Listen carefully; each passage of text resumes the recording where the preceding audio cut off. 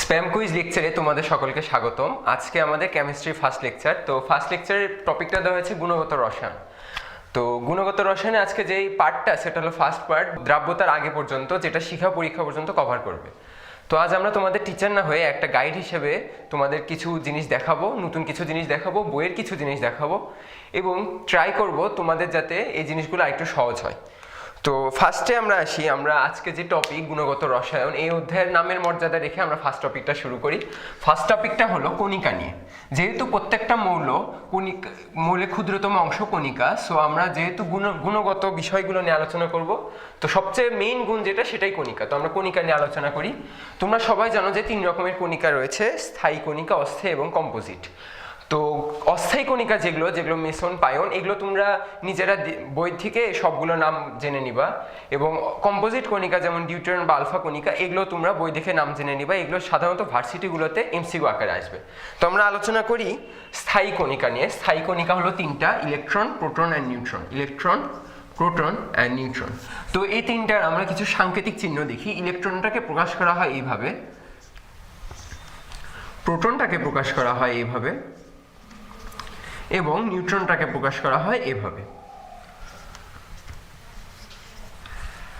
এরপরে আমরা এখান থেকে একটু অফ টপিকে যাব। আমরা কিছু প্রশ্ন নিয়ে আলোচনা করব। এই প্রশ্ন নিয়ে আলোচনার মাধ্যমে আমরা এটার সম্পর্কে আরো কিছু বিস্তারিত জানতে পারবো। প্রশ্নগুলো এরকম যে সাধারণত তোমার যে কোনো ইঞ্জিনিয়ারিং ভার্সিটি বা নর্মাল ভার্সিটি সবগুলোতেই সায়েন্স ফ্যাকাল্টিতে এই প্রশ্নগুলো আসে। তোমরা খুব ইম্পর্টেন্ট এটা জেনে রাখবা। সেগুলো হলো আলফা রশ্মি, বিটা ও গামা, এগুলো নিঃসরণ। যেগুলো তেজস্ক্রিয় পরমাণু রয়েছে সেগুলো থেকে আলফা, বিটা ও গামা নিঃসরণ হলে কি রকম হয় সেটা আমরা দেখি। দেখার জন্য প্রথমে কি করতে হবে? আলফার পরিচয়টা জানতে হবে। আলফার পরিচয়টা কিরকম? আলফা একটা হিলিয়াম নিউক্লিয়াসের মতো। তোমরা সবাই হিলিয়াম চিনো, হিলিয়াম নিউক্লিয়াসের মতো। অ্যাকচুয়ালি হিলিয়াম নিউক্লিয়াস এবং আলফা সেম নয়, কারণ আলফা হলো একটা রশ্মি, কিন্তু আইডেন্টিক্যালি এই দুইটার পরিচয়টা প্রায় সেম। বিটাটা ওইভাবেই আইডেন্টিক্যালি ইলেকট্রনের মতো, এবং গামা হলো একটা তড়িৎচুম্বকীয় রশ্মি যেটার কোনো ভর নেই বা যেটার কোনো চার্জ নেই। তো আসো আমরা এটার প্রয়োগটা কিভাবে করব সেটা দেখি। প্রশ্নগুলো এরকম হয়, তোমাকে বলে দেওয়া হবে যে কোনো একটা পরমাণু থেকে আলফা বা বিটা রশ্মি নির্গমন হলে জিনিসটা কেমন হয়। সাপোজ মৌল ধরে নিই থোরিয়াম, যেটা কিনা 90 and 232। ওকে, তো এখান থেকে আমার আলফা রে ইমিশন হবে। ইমিশন হওয়ার পর কি হবে? একটা আলফা কণা, অর্থাৎ একটা হিলিয়াম নিউক্লিয়াসের মতো কিছু একটা জিনিস এখান থেকে বের হয়ে যাবে।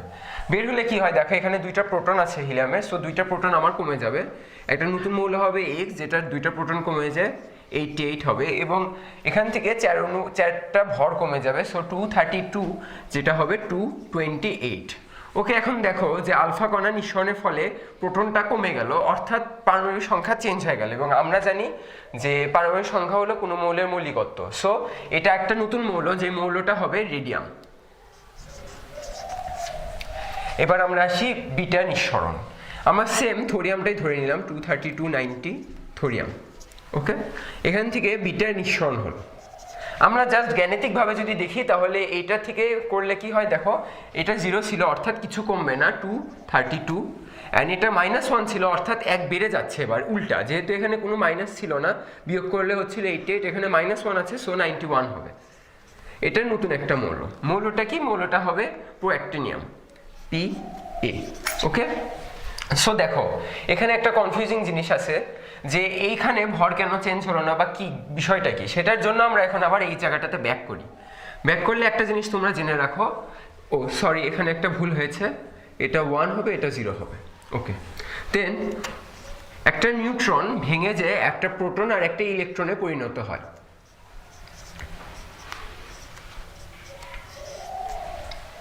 এটা একটা তথ্য, যেটা নিউট্রন একটা প্রোটন এবং একটা ইলেকট্রনে বিভক্ত হয়ে যায়।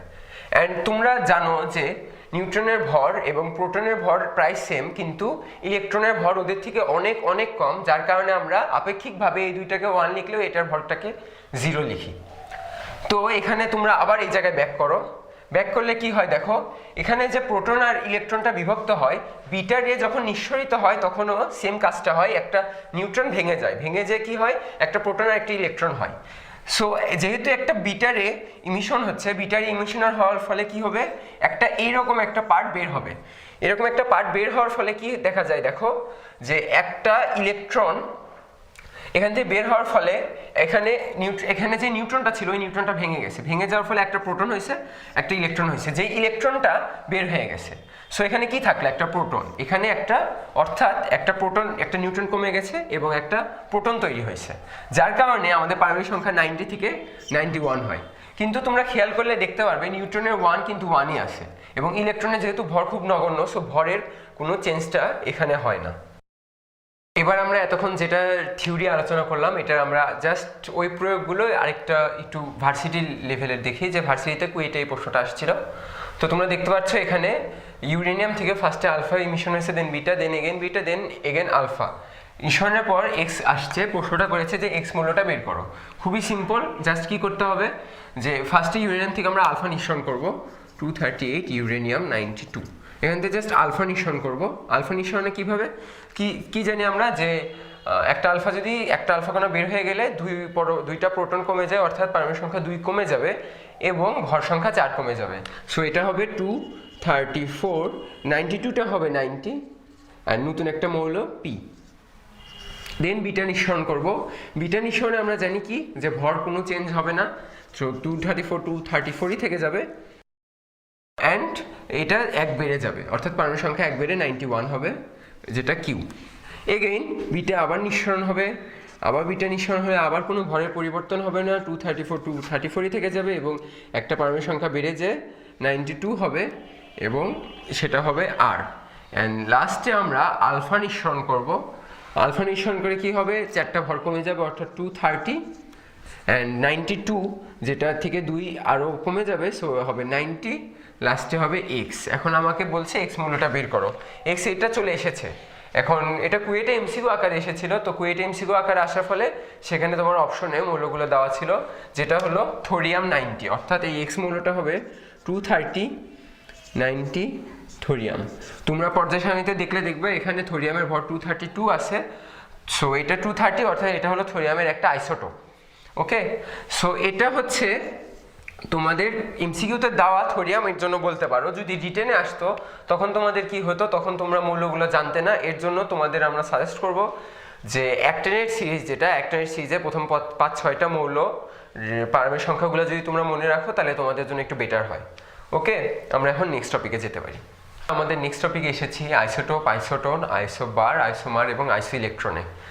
তো এগুলো হচ্ছে তোমরা সবাই জানো, তাও আমরা আরেকবার ডিসকাস করে নিই। আইসো মানে তো একই, তো তোমাদের এই জিনিসগুলোতে মোস্টলি কনফিউশন হয় কি, এই পার্টটুকু, টোপ, টোন, বার, মার, আর হলো ইলেকট্রন। তো টোপ যেটা, সেটা হচ্ছে থেকে তোমরা মনে রাখতে পারো যে ওটা পারমাণবিক সংখ্যা একই হবে, অর্থাৎ দুইটা মৌলের একই মৌল, যে মানে পারমাণবিক সংখ্যা তো জাস্ট একটা মৌলের একটাই হয়, তো একই মৌলের ভর সংখ্যাগুলো আলাদা হবে, পারমাণবিক সংখ্যাগুলো সেম হবে।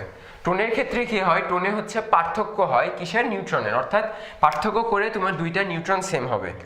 বারে কি হবে, বার হচ্ছে ভর, তো বারের সাথে ভরের অনেকটা মিল, বয়ের জায়গায় যদি তুমি ভর ইউজ করো তাহলে দেখবা যে ভার হয়। তো আইসো বারটা হলো একই ভর হবে, আইসো মারটা হলে দুইটার মধ্যে কোনো চেঞ্জ হয় না, শুধুমাত্র রাসায়নিক ধর্মে চেঞ্জ। আর ইলেকট্রনে হচ্ছে দুইটা ইলেকট্রন সেম হবে। তোমাদের উদাহরণ দিলে তোমরা একটু ভালো বুঝতে পারবা। আইসোটোপের উদাহরণ কি, তুমি ক্যালসিয়াম 20,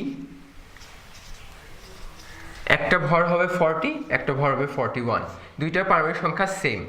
দেন আমরা আইসোটোনে আসি। আইসোটোনে আসলে কি দেখতে পারবো, যে দুইটা নিউট্রন সংখ্যা সমান হবে, কিন্তু আমাদের দেওয়া থাকে কি, ভর সংখ্যা আর পারমাণবিক সংখ্যা। সো নিউট্রন সংখ্যাটা বিয়োগ করে আসবে, ক্যালসিয়াম 20, আরেকটা আমরা স্ক্যান্ডিয়াম 21 নিলাম। তো ক্যালসিয়ামের ভর 40, সাপোজ ধরে নাও যে ক্যালসিয়ামের ভর 40, তাহলে ডিফারেন্সটা কত, 20। সো এখানে ডিফারেন্সটা কত হবে, 20। সো এখানে হবে 41। স্ক্যান্ডিয়ামের আসলে ভর কিন্তু 45, কিন্তু স্ক্যান্ডিয়াম 41, এটা কিন্তু স্ক্যান্ডিয়ামের একটা আইসোটোপ। ওকে, দেন বারটা কি, জাস্ট ভর সেম হবে, দুইটা মৌল, আমি আবার ক্যালসিয়াম নিচ্ছি 40, 20। সাপোজ আবার স্ক্যান্ডিয়ামেরই আরেকটা আইসোটোপ হবে, যেটার ভরও 40 হবে, কিন্তু এটা কিন্তু মৌল দুইটা আলাদা, এই দুইটাকে পরস্পরে আইসোবার বলা হবে। আইসোমার কি, একই মৌল, দুইটা মৌল একদম সেম, কোনো ডিফারেন্স নাই, কিন্তু ওদের রাসায়নিক ধর্মে ডিফারেন্স থাকবে। আর আইসো ইলেকট্রনটা কেমন? আইসো ইলেকট্রন হলো ইলেকট্রন সংখ্যা সমান হবে। আমরা জানি সোডিয়াম আর ম্যাগনেসিয়াম দুইটা কিন্তু পাশাপাশি রয়েছে পর্যায় সারণীতে। তো এই দুইটার এটা থেকে যদি একটা, এটা গ্রুপ 1, এটা গ্রুপ 2, এটা থেকে দুইটা ইলেকট্রন যদি বের করে নিই, দেখবা যে দুইটার ইলেকট্রন একদম সেম হয়। তো সেম হওয়ার কারণে এই যে এটা দেখো তোমরা 11, এটা 12। সো এখানে 11টা ইলেকট্রন ছিল, একটা ইলেকট্রন চলে যায়, ইলেকট্রন 10 হলো। 12টা ইলেকট্রন ছিল, দুইটা ইলেকট্রন চলে যায়, 10 হলো। অর্থাৎ এই দুইটা একে অপরের আইসো ইলেকট্রন। ওকে, তো এগুলো থেকে কিছু রকমের সহজ প্রশ্ন আসে। এই জিনিসগুলো যে আমরা শিখলাম, এখানে ওটার একটু প্রয়োগ দেখি। প্রয়োগটা কীরকম, যে এই প্রশ্নটা তোমাদের ভার্সিটি রুয়েটে এসেছিল। প্রশ্নটা খুবই সহজ, বলছে যে নিচের মৌলগুলো থেকে আইসোটোপ ও আইসোবার আলাদা করো। তো দেখো, আইসোটোপ প্রথমে আমরা আলাদা করি। আইসোটোপ মানে কি? পতে কি? পারমাণবিক সংখ্যা, অর্থাৎ আইসো পারমাণবিক সংখ্যা, একই পারমাণবিক সংখ্যা। এখানে দেখো একই পারমাণবিক সংখ্যা কোনটার আছে, এই যে এখানে সি অ্যান্ড এখানে, অর্থাৎ আইসোটোপ বললে সরাসরি তোমরা সরাসরি দেখবে যে একই মৌল কোনগুলো, এগুলো দেখার খুব দরকার নেই। তাহলে আমরা দেখতে পাচ্ছি যে 2 প্লাস ওখানে 6, এই দুইটা হলো আমাদের আইসোটোপ। অ্যান্ড বারকে আমরা কিভাবে মনে রাখবো? বার হলো ভর। তাহলে এখানে দেখতে পাচ্ছি আমরা এই জায়গায় 40 একই, ক্যালসিয়ামের 40 অ্যান্ড পটাশিয়ামের 40, অর্থাৎ এখানে এরা তিনটা পরস্পরের আইসোবার, অর্থাৎ 3 প্লাস 4 প্লাস 5। রিটেনে তোমাদের এরকম প্রশ্ন আসতে পারে, খুবই সহজ। তোমাদের কি করতে হবে? এই জিনিসগুলো লিখতে হবে, একটা মিস গেলে তোমাদের অনেক মার্ক কাটা যেতে পারে। এবার আমাদের টপিক পারমাণবিক ভর নির্ণয়। আচ্ছা, তো অ্যাকচুয়ালি তোমরা সবাই যখন পর্যায় সারণী দেখবে তখন দেখতে পারবে যে পর্যায় সারণীতে প্রত্যেকটা মৌলগুলোর মোস্টলি দেখবা যে ভগ্নাংশ আকারে তাদের পারমাণবিক ভরগুলো এই সাইডে লেখা থাকে।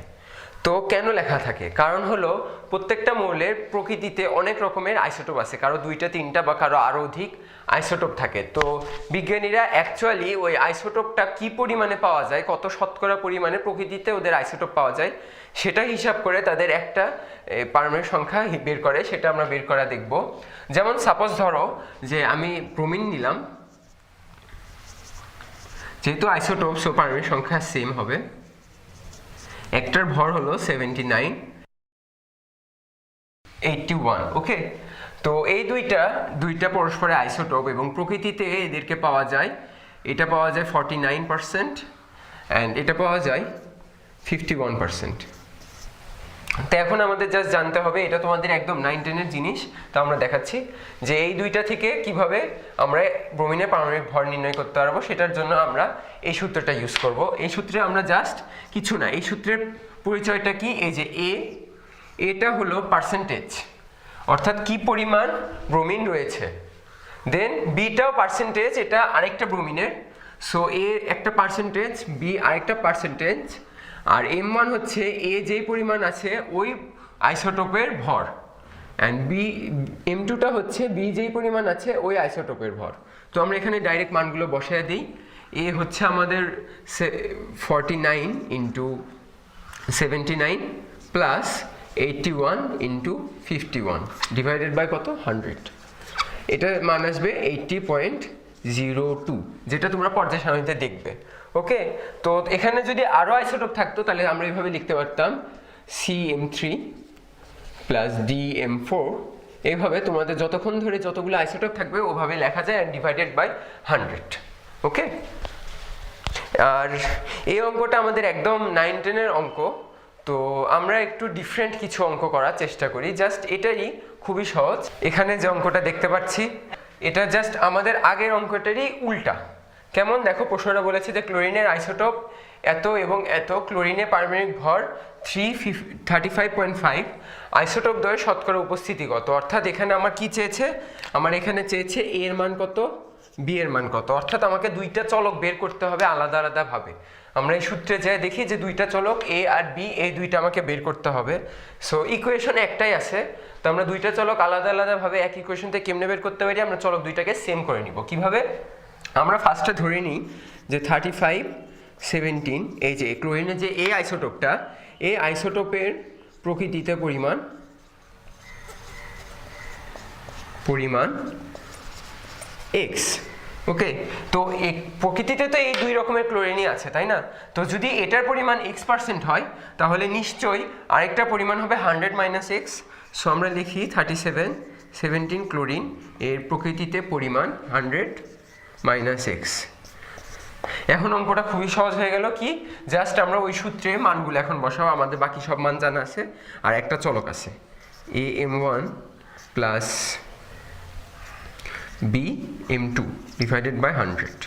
ওকে, সো এ কত, এ হলো x, m1 কত, m1 হলো 35, x ইন্টু 35 প্লাস b কত 100 - x, so 100 - x into m2 কত 37। ওকে, সো আমরা এটা যদি সলভ করি, অ্যান্ড সলভ করার জন্য m কত হবে, অবশ্যই m কিন্তু পারমাণবিক ভরটা যেটা 35.5। এখন আমাদের সিম্পলি জাস্ট এক্সট্রা সলভ করতে হবে।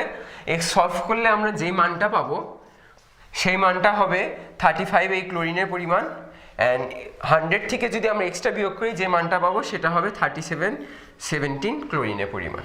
আচ্ছা, আমাদের নেক্সট টপিক হলো কোয়ান্টাম নাম্বার। ওকে, তো কোয়ান্টাম নাম্বার খুবই সহজ, সব স্যাররা খুব ভালো করে পড়ায়, তাও আমরা কিছু দেখি। অ্যাকচুয়ালি কোয়ান্টাম নাম্বার সম্পর্কে যদি সংক্ষেপে বলতে হয়, কোয়ান্টাম নাম্বার হলো কোনো একটা ইলেকট্রনের কোনো মৌলতে তার স্বতন্ত্র পরিচয়। এই 4টা ধরনের কোয়ান্টাম নাম্বার যে রয়েছে, এই 4টা কোয়ান্টাম নাম্বারকে সমন্বিত করলে আমি একটা ইলেকট্রনকে স্বতন্ত্রভাবে পরিচিত করতে পারবো। তো আমরা লিখে নিই এখানে যে কি কোয়ান্টাম নাম্বার হলো ইলেকট্রনের স্বতন্ত্র পরিচয়।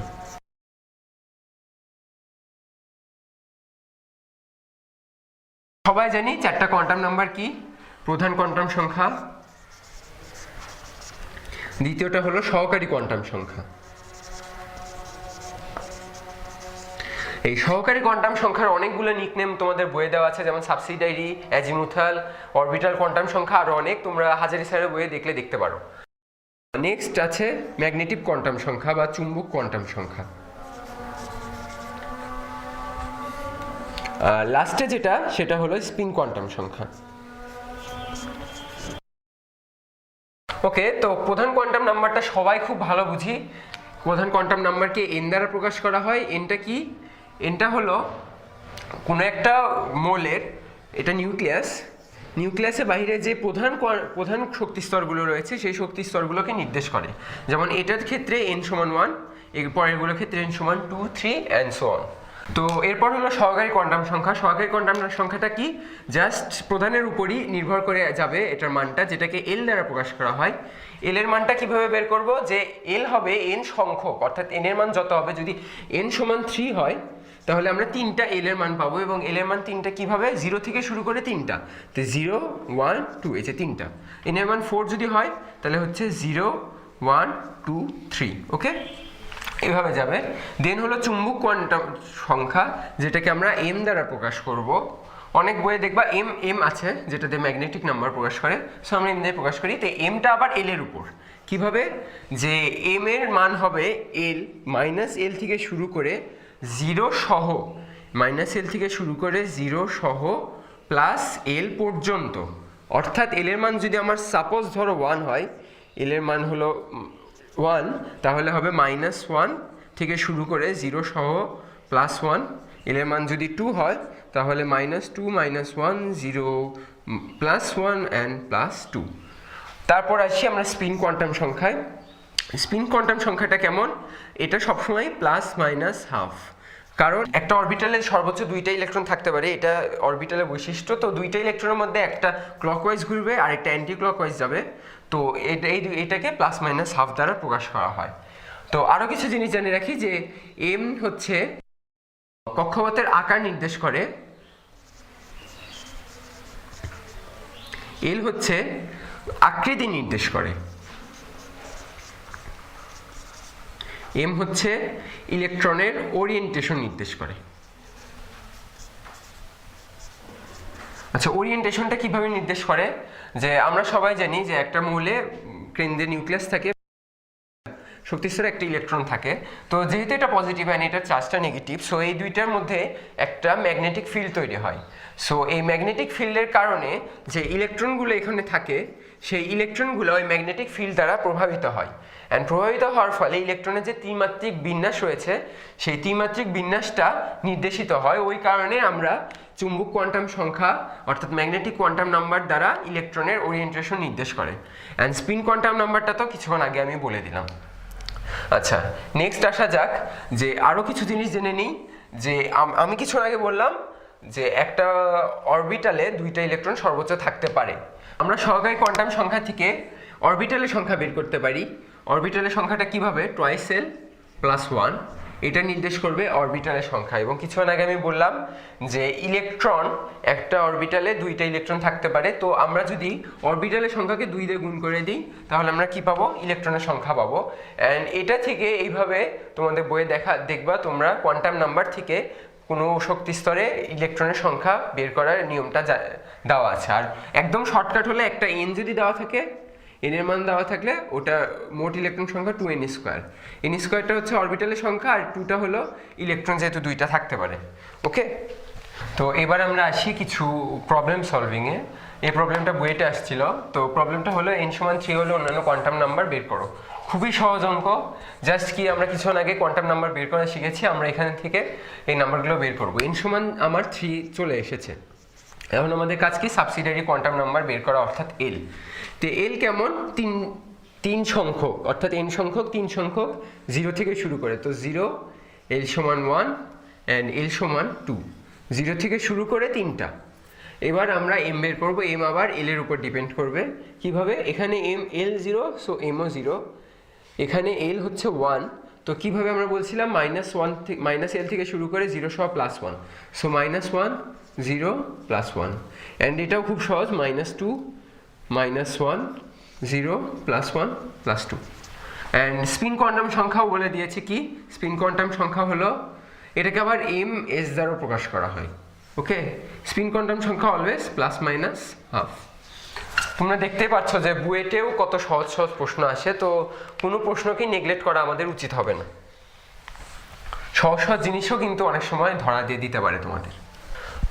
তো নেক্সট যে টপিক, সেটা হচ্ছে খুব ক্ষুদ্র একটা টপিক, অরবিটাল অ্যান্ড অরবিট। এই জিনিসটা আমাদের কনফিউজ হয়, ওর জন্য আমি বলতেছি যে অরবিট কোনগুলো? একটা ইলেকট্রন, একটা মৌলের কেন্দ্রে নিউক্লিয়াস, বাহিরে এই প্রধান শক্তি স্তরগুলোকে আমরা অরবিট বলবো।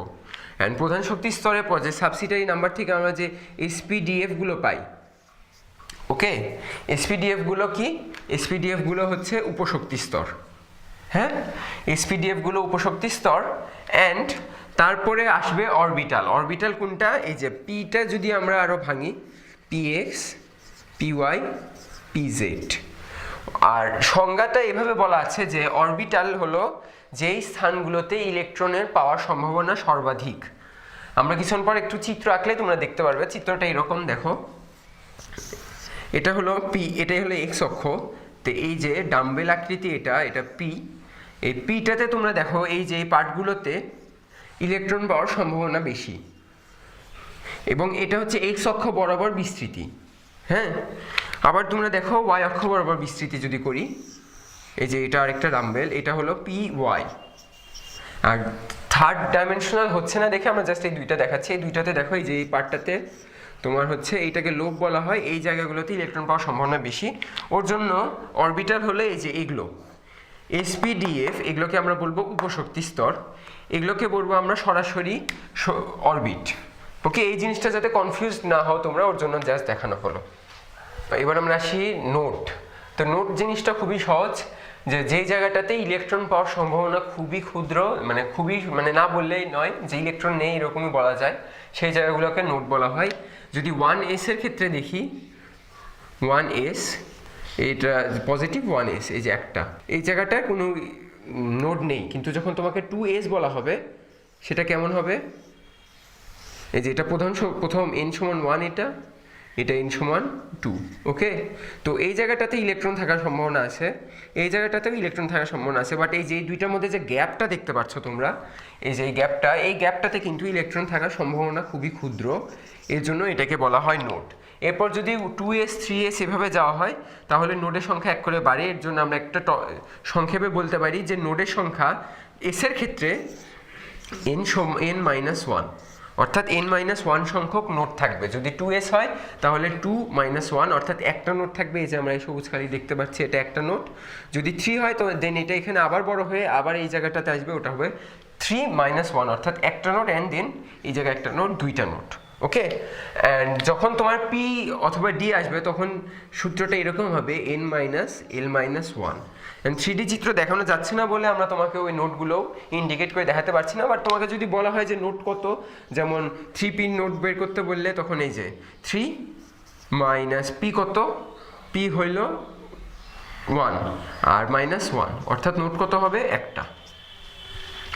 তো আমাদের এর পরে হচ্ছে তিনটা খুব সহজ সহজ জিনিস, আউবাউ, ভুন্ড এন্ড পাউলি। এই তিনটা আমরা তোমাদেরকে পড়াবো না, এটা হচ্ছে তোমরা বই দেখে বিবৃতিগুলো জেনে রাখবা, রিটেনে বিবৃতি আসতে পারে। আর তোমাদের জানিয়ে রাখি যে থার্ড চ্যাপ্টার যেটা মৌলের পর্যাবৃত্ত ধর্ম, ওখানে তোমাদেরকে এগুলো সম্পর্কে আইডিয়া দিয়ে এবং ইলেকট্রন বিন্যাসের বিভিন্ন ব্যতিক্রম সহ সব কিছু তোমাদের ডিটেলস আলোচনা করা হবে। এই চ্যাপ্টারে নয়, এটা তোমাদের পারমাণবিক ধর্ম, যে মৌলের পর্যাবৃত্ত ধর্ম যেটা, সেটাতে এগুলো নিয়ে আলোচনা করা হবে। দেন তোমাদের আসে কিছু তথ্য নিয়ে। তথ্যগুলো হলো এরকম যে ইলেকট্রনের চার্জ, ইলেকট্রনের ভর, প্রোটন, নিউট্রনের ভর, এই তথ্যগুলো তোমাদের জেনে রাখতে হবে এই চ্যাপ্টারের জন্য স্পেশালি। তোমরা এখানে খেয়াল করতে পারো ইলেকট্রনের তিনটা চার্জ আমি ডিফারেন্টলি বলে দিয়েছি। ডিফারেন্টলি বলার কারণ হলো তোমাদের এই কনভার্সনগুলো খুব দরকার হবে, স্পেশালি এটা অ্যান্ড এই লাস্টেরটা। আর যখন যখন তোমাদের বলা হবে যে ইলেকট্রনের সিজেস এককটা ইউজ করতে হবে, তো এটা আর এটা দুইটাই সিজেস একক, কিন্তু এই সিজেস এককটা তোমরা ইউজ করবা, অর্থাৎ ইএসইউ, ইলেকট্রোস্ট্যাটিক ইউনিট যেটা, সেটা তোমরা ইউজ করবা। অ্যান্ড ইলেকট্রনের ভর সহ নিউট্রন প্রোটনের ভর সব জেনে রাখবা। আর 1 AMU অর্থাৎ অ্যাটমিক মাস ইউনিট, এটাকে আবার 1 ডাল্টনও বলা হয়, এগুলো এমসিকিউতে আসতে পারে। আর এটার আরেকটা পরিচয় হলো 1/NA, অর্থাৎ 1 ডিভাইডেড বাই NA কি, নাম্বার অফ অ্যাভোগাড্রো, 6.023 × 10⁻23। তোমরা যদি এটাকে করে দেখো ক্যালকুলেটারে, যে মানটা আসবে সেটাই হচ্ছে 1.6603 × 10⁻24 গ্রাম। ওকে, দেন হচ্ছে রিডবার্গ ধ্রুবক। রিডবার্গ ধ্রুবকের ব্যাখ্যাটা আমরা একটু পরে আলোচনা করতেছি। জাস্ট এই ধ্রুবকের মানটা এখানে জেনে রাখো, 109678 সেন্টিমিটার ইনভার্স। অ্যান্ড এটাকে যদি মিটার ইনভার্সে পরিণত করা হয় সেটা হচ্ছে 109678 × 10⁻²। এটা কিন্তু -2 নয়, খেয়াল রেখো, কারণ এককটা কিন্তু ইনভার্স আকারে আছে। আমাদের কিন্তু নর্মালি সেন্টিমিটার থেকে মিটারে যখন যাই তখন এটা 10⁻² হয়, কিন্তু এখানে সেন্টিমিটার ইনভার্স থেকে মিটার ইনভার্সে যাচ্ছে, এর কারণে 10⁻² হলো। অ্যান্ড প্লাঙ্কের ধ্রুবক তো তোমরা সবাই খুব ভালো করে জানো, জাস্ট এটা জেনে রাখো যে প্লাঙ্কের ধ্রুবক জুলে হচ্ছে 10⁻34, আর যে হলে 10⁻27, কেননা 1 জুল সমান 10�7 আর্টস। এবার আমরা আসতেছি এই আজকের লেকচারের সবচেয়ে হিউজ পার্টে, কোয়ান্টাম মেকানিক্স। কোয়ান্টাম মেকানিক্স নিয়ে আমরা বেশ কিছুক্ষণ কথা বলবো। তো তোমরা এখানে দেখতে পাচ্ছ আমি দুইটা সূত্র লিখে রাখছি, RN অ্যান্ড EN। এই দুইটা সূত্রের ব্যাখ্যা এবং কিভাবে আসলো প্রতিপাদন সহ আমাদের শ্রদ্ধে আশরাফ স্যার, উনি পরমাণু লেকচারে খুব ভালো করে তোমাদের পড়াবেন এবং শক্তির ব্যাখ্যা, RN এর ব্যাখ্যা, সবগুলোর ব্যাখ্যা তোমরা খুব ভালোভাবে বুঝতে পারবে। আমরা এখানে ডাইরেক্ট সূত্র লিখেছি এই কারণে যে তোমাদের অঙ্কগুলো করার জন্য যেটুকু দরকার সেইটুকু, আমরা এখানে ব্যাখ্যাগুলো দিচ্ছি না। বাট সামান্য কিছু ব্যাখ্যা তোমাদের প্রয়োজন, সেই সামান্য ব্যাখ্যাটা দিই, যেটা হলো মাইনাসের ব্যাখ্যা। মাইনাসের ব্যাখ্যাটা এরকম, এই EN এটা হলো দুইটা শক্তির সামেশন, সেটা হলো EK অ্যান্ড EP, অর্থাৎ kinetic energy and potential energy. So এই কাইনেটিক এনার্জি অর্থাৎ গতিশক্তি যেটা, এটা হচ্ছে অলওয়েজ পজিটিভ হয়। এই ক্ষেত্রে ইলেকট্রনের ক্ষেত্রে পজিটিভ হয়, কিন্তু ইপিটা নেগেটিভ হয়। নেগেটিভ হওয়ার কারণটা কি, এই ইপি সংজ্ঞাটা এরকম যে অসীম থেকে একটা ইলেকট্রন নিয়ে আসবো ওই কক্ষপথ পর্যন্ত। তো যখন অসীম থেকে আমরা ইলেকট্রনটা নিয়ে আসবো, তো নিয়ে আসলে কেমন হবে জিনিসটা, যে এই নিয়ে আসা হবে অর্থাৎ ইলেকট্রনের সরণটা এদিকে হবে, বাট আমরা বলটা এইভাবে ডিম সিস্টেমে প্রয়োগ করব, অর্থাৎ বল প্রয়োগটা হবে এদিকে বাট সরণটা হবে এইদিকে। সো বল প্রয়োগটা এদিকে, সরণটা এদিকে, অর্থাৎ দুইটা বিপরীত হওয়ার কারণে এই শক্তিটা নেগেটিভ হবে। ওকে, আরেকটা জিনিস জানার হলো ইকে, যেটা ইকে এর মান সেটা হলো ইপি এর থেকে কম, অর্থাৎ ইপি এর মান ইকে এর থেকে বেশি, যাই কারণে এই দুইটা যখন সামেশন করা হয় এটা একটা পজিটিভ মান কিন্তু এটা নেগেটিভ মান যেটার মানটা বেশি, তার কারণে সামেশন করলে মানটা নেগেটিভ আসে। অ্যান্ড আমি তোমাদের হয়তো পরিচয়টা দিতে ভুল মিস করেছি, পরিচয়টা হলো আর এন এর পরিচয় এরকম যে এন তম কক্ষপথের ব্যাসার্ধ, আর ই এন এর পরিচয়টা কি, এন তম কক্ষপথে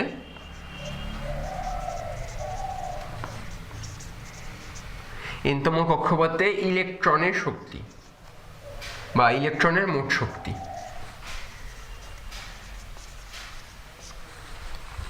ওকে, তো আর এন এবং ইএন এই দুইটা জিনিস তোমাদের পরবর্তীতে অনেক বেশি দরকার পড়বে, সো এই দুইটা জেনে রাখাও, পারলে এই দুইটা মনে রাখার চেষ্টা করো। আর আরেকটা বিষয় হলো তোমাদের সঞ্জিত স্যারের বইয়ে এই দুইটা সূত্র প্রতিপাদনও দেওয়া আছে। প্রতিপাদন করতে গেলে তোমরা একটা জিনিস খেয়াল করে দেখবা যে প্রথমে আর এন এর যখন প্রতিপাদন করে তখন সঞ্জিত স্যার একটা জিনিস ইউজ করেছেন, সেটা হলো এফ ইকুয়ালস টু, ওখানে উনি লিখেছেন কুলম্বের সূত্র। কুলম্বের সূত্র তোমার 9-10-এ পড়ছে, তো কুলম্বের সূত্রটা আমরা কীরকম করছিলাম, 1/4 pi epsilon naught Q1 Q2 by D square. Okay, তো ওখানে দেখবে যে এই পার্টটুকু স্যার ইউজ করেন নাই, sir direct Q1 Q2 by D square use করছে। এটার কারণ হলো উনি পুরো হিসাবটা সিজিএস এককে করেছেন, যার কারণে সিজিএস এককে 1/4 পাই এপসাইলন নট এইটার মান হয় 1, যার কারণে ওখানে লেখা হয়েছে F equals to Q1 Q2 by D square. So যেহেতু পুরো প্রতিপাদনটা সিজিএস দিয়ে শুরু হয়েছে, তার কারণে এই প্রত্যেকটা যে ডাটা সেগুলো তোমাকে অবশ্যই সিজিএস ইউজ করতে হবে যদি তুমি এই দুইটা সূত্র ইউজ করো। সো এটা অবশ্যই খেয়াল রাখবে যে সিজিএস এ মানগুলো নিতে হবে। জাস্ট এই কারণেই তোমরা বাম সাইডে দেখো যে এই জায়গায় সিজিএস এর মানগুলো দিয়েছি, কারণ এখানে যায় তোমার কনভার্সন করতে হবে। যেমন এইচ এর মানটা দিতে হবে আর্টস সেকেন্ড দিয়ে, ইলেকট্রনের চার্জের মানটা দিতে হবে ইএসইউ দিয়ে, ইলেকট্রনের ভরটা দিতে হবে গ্রাম দিয়ে। ওকে, এই দুইটা যে সূত্রগুলো আমরা লিখেছিলাম এই সূত্রগুলো অনেক বেশি লেন্দি, এই মানগুলো অনেক বড় বড়, যদি তোমরা বসে ক্যালকুলেট করো অনেক বেশি টাইম লাগবে যদি ইনকেস এমসিকিউতে আসে। তো আমরা কি করবো, এটা একটু শর্ট ফর্ম জেনে রাখবো। শর্ট ফর্মটা এরকম, are not an square. Okay, তো এখানে এন স্কোয়ারটা আমি কি জন্য এভাবে আলাদা করলাম, তোমরা দেখো যে এই পুরা পার্টটুকু কিন্তু ধ্রুবক, এইচ পাই এম জেড ই এগুলো পুরোটাই কিন্তু ধ্রুবক। ওকে, তো এই ধ্রুবক হওয়ার কারণে এই সবগুলোর মান সবসময় একই হয়। অ্যান্ড যেহেতু আমরা এখানে হাইড্রোজেন নিয়ে শুধুমাত্র আলোচনা করব, তার কারণে জেডের মানটা কিন্তু অলওয়েজ 1 হয়। তো জেডটা চলে গেলে H square divided by 4 pi square M E square, এই পুরাটার মান এরকম আসবে 0.53 আংস্ট্রং। ওকে, তার সাথে আমরা এন স্কোয়ার কেন গুণ দিচ্ছি, যদি এন এর মান 2, 3 হয় তখন এই যে এই পার্টটুকু ওটার সাথে জাস্ট গুণ হয়ে আমরা আর এন এর মানটা পাবো। সেমভাবে যদি ইএন এর ক্ষেত্রে দেখা যায়, ইএন এর ক্ষেত্রে মানটা হবে -13.6 ইলেকট্রোভোল্ট। ওকে, তার সাথে দেখো এই যে এন স্কোয়ার পার্টটা কিন্তু এবার নিচে আসে, সো আমরা এখানে নিচে ডিভাইড করে দিব এন স্কোয়ার। যদি এন এর মানটা 1 হইতো তাহলে এই পুরা পার্টটুকু, এই যে এই পুরা পার্টটুকু দেখতে পাচ্ছ, এই পুরা পার্টটুকু হবে 13.6 ইলেকট্রোভোল্ট, সেটার সাথে এন স্কোয়ারটা ডিভাইড হবে। তো ডিভাইড হলে এরকম একটা জিনিস পাবো যেটাকে আমরা এমসিকিউতে ইউজ করতে পারবো। ওকে, এটা বা এটা আমরা, তোমরা এটাকে ই নট হিসেবে বলতে পারো যে minus E not divided by N square electronvolt. আচ্ছা, ইলেকট্রোভোল্টের পরিচয়টা আমরা দিই। 1 ইলেকট্রোভোল্ট সমান হলো 1.6 ইন্টু 10⁻⁻19 জুল। তোমরা এটা খুব সহজে মনে রাখতে পারবে, ইলেকট্রো অর্থাৎ ইলেকট্রন, আর ইলেকট্রনের চার্জ কত 1.6 ইন্টু 10⁻⁻19। সো এইভাবে মনে রাখতে পারো যে ইলেকট্রনের 1 ইলেকট্রোভোল্ট সমান ইলেকট্রনের চার্জের পরিমাণ জুল। ওকে, সো আমরা এখন অঙ্কে যাব। এবার আমরা কোয়ান্টাম মেকানিক্সের কিছু অঙ্কে যাই। এই অঙ্কটা তোমরা দেখতে পাচ্ছ, খুবই ইন্টারেস্টিং একটা অঙ্ক। অঙ্কটা হলো সর্বনিম্ন শক্তি স্তরে থাকার সময় পরমাণুর আয়নীকরণ বিভব কত। তো এই অঙ্কটা করার জন্য আমাদের আগে দুইটা কনসেপ্ট বুঝতে হবে। তো প্রশ্নটার জন্য আমরা কনসেপ্টগুলো আগাই। তো দেখো কি বলেছে, যে সর্বনিম্ন শক্তি স্তরে থাকার সময় হাইড্রোজেন পরমাণুর আয়নীকরণ বিভব, অর্থাৎ এটা নিউক্লিয়াস, এটা হলো প্রথম শক্তি স্তর। এখানে যখন ইলেকট্রনটা থাকবে সেখান থেকে যখন ইলেকট্রনটা নিয়ে যাব আমরা দূরে, তখন আয়নীকরণ বিভবটা কত। আমরা ফার্স্টে আয়নীকরণ বিভবের সংজ্ঞাটা দেখি। সংজ্ঞাটা এরকম যে কোনো পরমাণুর বহিস্থ শক্তিস্তর থেকে একটি ইলেকট্রনকে অসীম দূরত্বে নিয়ে যেতে যে পরিমাণ শক্তি প্রদান করতে হয় সেটা হলো আয়নীকরণ বিভব। তো এখানে সর্বনিম্ন শক্তিস্তর বলছে, তার কারণে আমরা সর্বনিম্ন শক্তিস্তর থেকে একটি ইলেকট্রনকে অসীমে নিয়ে গেলে যেই পরিমাণ শক্তি লাগবে সেই পরিমাণ শক্তিটাকে আমাদের বের করতে হবে। এখানে আরেকটা কনসেপ্ট বুঝতে হবে যে দেখো, এই জায়গায় যদি আরও 2টা শক্তিস্তর থাকতো তাহলে বিষয়টা কি, যদি আমি এই ইলেকট্রনটাকে এখানে নিয়ে যেতে চাই, তোমরা বাসায় বসে হিসাব করে দেখতে পারো, এটা n সমান 1 অ্যান্ড এটা n সমান 2। সো এই যে এই শক্তিস্তরের ইলেকট্রনের শক্তিটা এই শক্তিস্তরে ইলেকট্রনের শক্তির চেয়ে বেশি হয়। তাই কারণে যখন এই ইলেকট্রনকে এখানে যেতে হয় তখন তাকে কিছু শক্তি দিতে হয়, অর্থাৎ ইলেকট্রন কিছু শক্তি শোষণ করে নেয়। অ্যান্ড ইলেকট্রন যখন এখানে থাকবে, তোমরা যেহেতু জানো যে এটা শক্তি বেশি এটা শক্তি কম, সো ইলেকট্রনটা যখন এখানে আসবে তখন ইলেকট্রনের এত বেশি শক্তির প্রয়োজন নেই। সো ইলেকট্রন কিছু শক্তি বিকিরণ করে দিবে। ওকে, তো কি নিচে থেকে যখন উপরে যাবে তখন ইলেকট্রন শক্তি শোষণ করবে, উপর থেকে যখন নিচে আসবে তখন ইলেকট্রন শক্তি বিকিরণ করবে। জাস্ট এই 2টা কনসেপ্ট, আয়নীকরণ বিভবের সংজ্ঞা এবং ইলেকট্রন উপরে গেলে শোষণ করে, নিচে আসলে বিকিরণ করে, এই 2টা কনসেপ্ট ঠিক আমরা এই অঙ্কটা করে ফেলবো। কিভাবে আসো দেখি। ফার্স্টে দেখো, আমরা সবাই জানি এই যে এই সূত্রটা, En সমান -2 pi square mz Z square e⁴ n square ac square. যেহেতু আমরা এখানে হাইড্রোজেন নিয়ে কাজ করতেছি, সো জেড এর মানটা 1 হয়ে যাবে। সো আমরা ফার্স্টে সূত্রটা লিখতে পারি, যখন সর্বনিম্ন শক্তি স্তরে n সমান 1 তখন E1 ইকুয়ালস টু হবে -2 pi square m e⁴ divided by n square h square. এখানে n এর মানটা কত? 1। সো n এর মান এখানে যদি 1 স্কোয়ার বসাই সেটা একদম 1 হয়ে যাচ্ছে, অর্থাৎ নিচে থাকবে শুধুমাত্র h স্কোয়ার। ওকে, এটা হলো আমার সর্বনিম্ন শক্তি স্তরে ইলেকট্রনের শক্তি। এটা কিন্তু সর্বনিম্ন শক্তি স্তরে হাইড্রোজেন পরমাণু আয়নীকরণ বিভব নয়।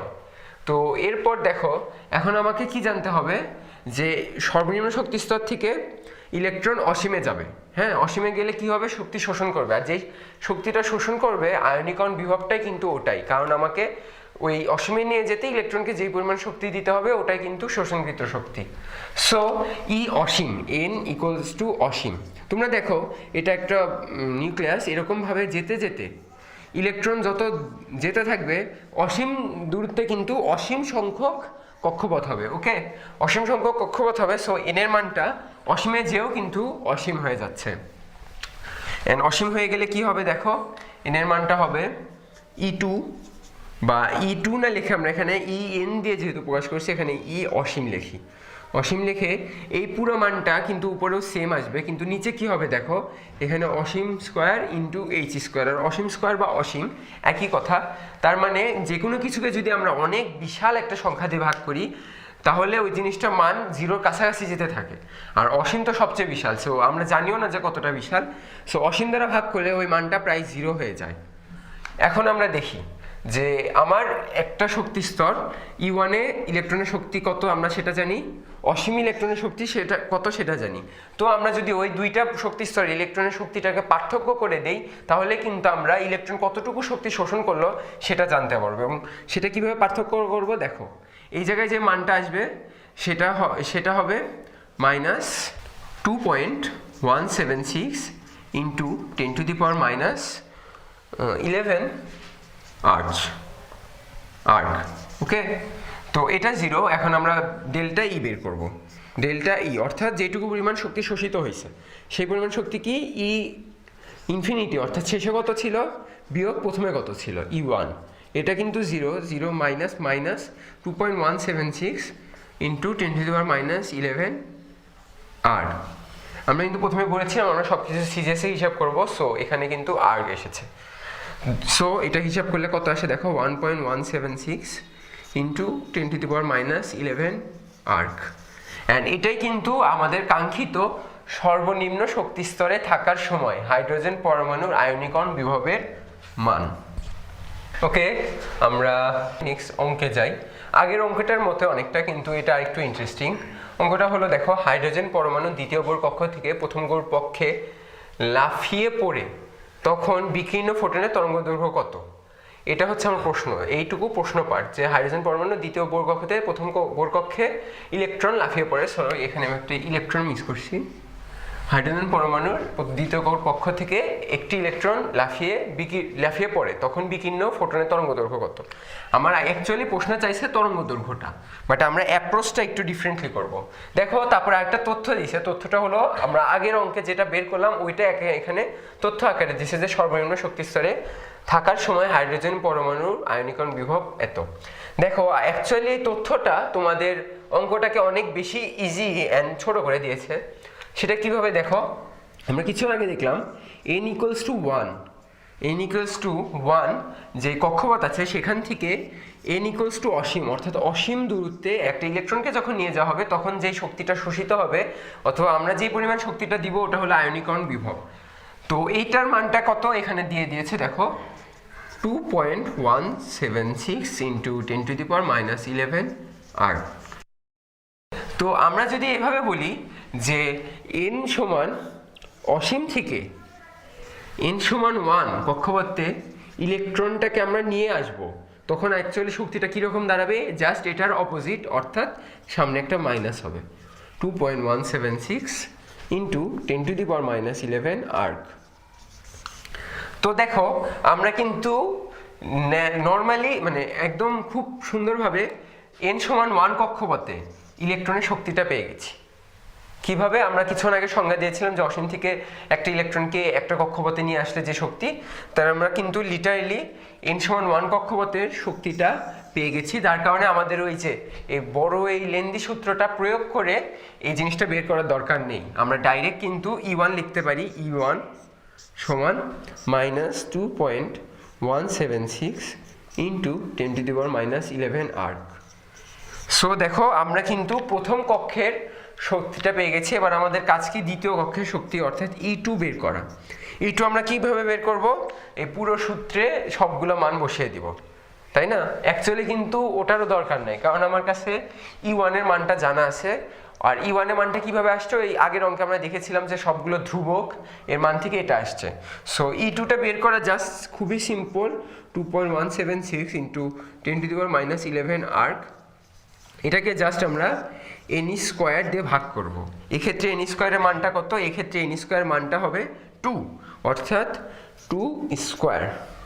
সেখান থেকে তোমরা কিন্তু আরেকটা মান পাবে, এই মানটা হলো 5.44 × 10⁻12 আর্ক। তোমরা বাসায় নিজের দায়িত্বে একটু ক্যালকুলেশনটা করে নিও।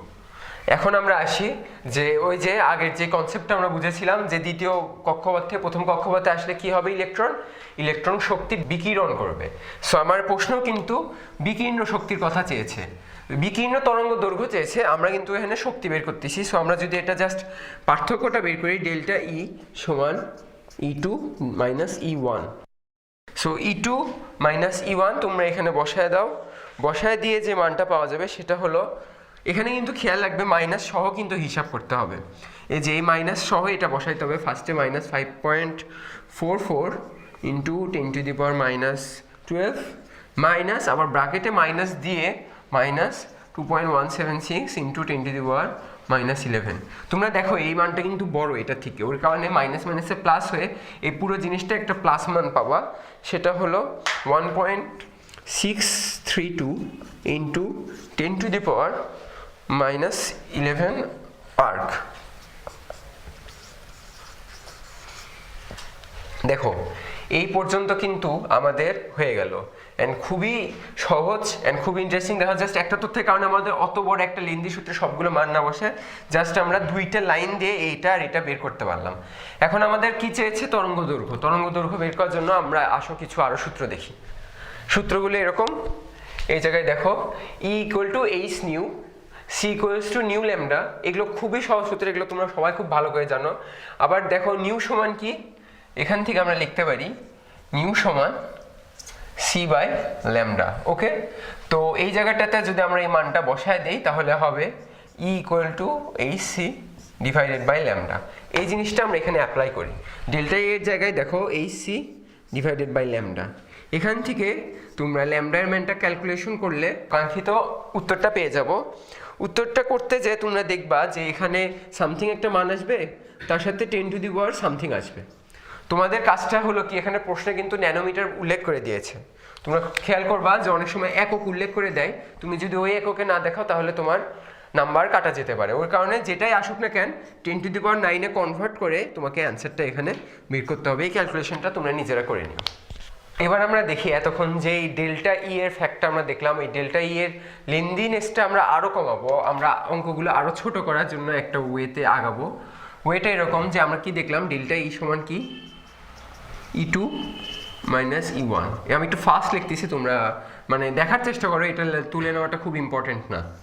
সো n² h², যেহেতু এটা E2 এটা n2, তারপরে এই পুরা ওই মানটা, এই যে এখানে যে মানটা, এই পুরা মানটা আমি লিখলাম না, তোমরা বুঝে নাও। তারপর আবার এখানে n1² h², আবার এই পুরা মানটুকু। তো এখানে একটা মাইনাস ছিল, এখানেও একটা মাইনাস ছিল। এখন আমরা কি করব, এইখান থেকে এই যে দেখো দুইটা ক্ষেত্রে কি এই পুরো পার্টটুকু ধ্রুবক, এইবারেও এই পুরো পার্টটুকু ধ্রুবক। সো আমরা এই ধ্রুবক পার্টটুকু আলাদা করে নিব। এবার আমি লিখছি 2π² m e⁴ divided by h²। তোমরা কিন্তু জানো যে এটার মান এখানে 1। ওকে, তারপর এখানে কি আসলো, কমন নিয়ে 1/n2² মাইনাস 1/n1²। হ্যাঁ, এখন দেখো সামনে যে মাইনাসটা আছে, আমরা মাইনাসটা দিয়ে এটাকে গুণ করে দিই। গুণ করে দিলে বিষয়টা কেমন হবে, 2π² m e⁴ h² into 1/n1² minus 1/n2²। ওকে, আর ডেল্টা ই সমান আমরা কি লিখতে পারি, hc ডিভাইডেড বাই ল্যামডা। আমরা এখন আরেকটা কাজ করব, আমরা এই যে hc এই পোর্শনটাকে আমরা এই পাশে পার করে দিব। এই পোর্শনটা পার করে দিলে এখানে হচ্ছে 1/λ, যেটা ওখানে দেখো মিউ বার আকারে আমরা প্রকাশ করেছি। মিউ বারের সংজ্ঞাটা কেমন, মিউ বারকে বলা হয় তরঙ্গ সংখ্যা। তরঙ্গ সংখ্যা হলো একক দৈর্ঘ্যে যেই পরিমাণ পূর্ণ তরঙ্গ থাকবে। সো 1/λ সমান মিউ বার সমান আমরা লিখব 2π² m e⁴ divided by h³ into C. হ্যাঁ, এখন এই জায়গায় একটা জিনিস, এর সাথে এই যে এই পার্টটুকু, এই পোর্শনটুকু এখানে হবে। সো তোমাদের এখানে একটা জিনিস খেয়াল করো, এই যে এই পোর্শনটা, যেটা এই পোর্শনটাকে রিডবার্গ ধ্রুবক বলা হয়ে থাকে, আর এইচ, যেটার মান আমরা ওখানে লিখে দেওয়া আছে 10, 96, 78। আমি এভাবে মনে রাখতাম 10, 96, 78 সেন্টিমিটার ইনভার্স। এখন আমাদের কাজটা কি হবে দেখো, যে এই পুরো জিনিসটাকে যদি আমি এখন লিখি কি হবে, মিউ বার সমান RH 1/n1² 1/n2²। হ্যাঁ, তো এই পুরো জিনিসটা যে আসলো, এটার উপকারটা কি হলো দেখো, এই পুরো জিনিসটা দিয়ে আমরা আগের অঙ্কগুলো কিন্তু অনেক সহজে করে ফেলতে পারবো। n1 ইন্টু এই দুইটা মান কি, এই যে নিউক্লিয়াস, কক্ষপথ n1, কক্ষপথ n2, এটাতে গেলে যদি যাই তাহলে শক্তি শোষণ করবে। ওই শক্তি শোষণের ফলে যেহেতু তরঙ্গ দৈর্ঘ্যের ফোটন নির্গত হবে, ওইটার তরঙ্গ দৈর্ঘ্য বা ওটার তরঙ্গ সংখ্যাটা আমরা এটার মাধ্যমে বের করতে পারবো। এবং এই রিডবার্গটা খুব সুন্দর একটা জিনিস। জাস্ট এটার আগে যে অঙ্কটা করলাম, ওই আগের অঙ্কটাও তোমরা এই সূত্রটা প্রয়োগ করে করতে পারো, এবং এই সূত্রের প্রয়োগ কেমনে করবে এটা আমরা একটু পরে দেখতেছি। তো এরপর আমরা যে সূত্রটা এখনই দেখলাম রিডবার্গ ধ্রুবক দিয়ে, ওটার আমরা প্রয়োগগুলো দেখি। তো প্রশ্নটা হলো, বামার সিরিজের থার্ড লাইনে তরঙ্গ দৈর্ঘ্য কত, এই বিকিরণের ফলে নির্গত শক্তির পরিমাণ কত। খুবই সহজ অঙ্ক, তোমাদের বইয়েরই অঙ্ক বলা যায়। তো এটা কি তোমরা সবাই জানো যে লাইমেন, বামার, প্যাসচেন, এভাবে আমাদের বইয়ে অনেকগুলো সিরিজ আছে, স্যাররা তোমাদেরকে দেখাইছেন। তো লাইমেনটা কি, জাস্ট আমি আরেকবার রিপিট করতেছি, যে লাইমেন হলো বাহিরের কোনো কক্ষপথ থেকে n সমান 2 অথবা 3 অথবা 4 থেকে 1-এ আসবে। তো বামারটা কি, n সমান 2-এ আসবে। তো বামারের ক্ষেত্রে কনস্ট্যান্ট জিনিসটা হলো যে n সমান 2-তে সবসময় বামারে আসবে। সো এখন আমরা ওই সূত্রটা আগে লিখে ফেলি, যে 1/λ সমান মিউ নট সমান RH 1/n1² মাইনাস 1/n2²। ওকে, তো এখন দেখো আমার কি চাইছে, তরঙ্গ দৈর্ঘ্য চাইছে, এই জায়গায় তরঙ্গ দৈর্ঘ্যটা আছে। বিকিরণের ফলে নির্গত শক্তির পরিমাণ, এটা আমরা পরে বের করতে পারবো। সো আগে আমরা তরঙ্গটা বের করে নিই, তরঙ্গ দৈর্ঘ্য সরি। তো 1/λ সমান RH এর মানটা আমরা সবাই জানি। এবার দেখতেছো এটা কিন্তু অবশ্যই সেন্টিমিটারে আসবে, কারণ আমরা ওই যে প্রথম থেকে প্রতিপাদন থেকে শুরু করে সব কিছু সেন্টিমিটারে করছি।